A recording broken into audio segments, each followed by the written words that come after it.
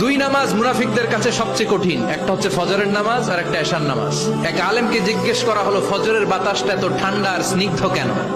আলেম উত্তর দিয়েছিল, কারণ ফজরের বাতাসে মুনাফিকদের নাকের দুর্গন্ধ মিশে না। ফজরের বাতাসটা স্নিগ্ধ, ফজরের সময় আল্লাহওয়ালাদের আনাগোনা, মুসল্লিদের আনাগোনা, ইসলামের পক্ষের শক্তির আনাগোনা। চিল্লায় বলেন ঠিক কিনা?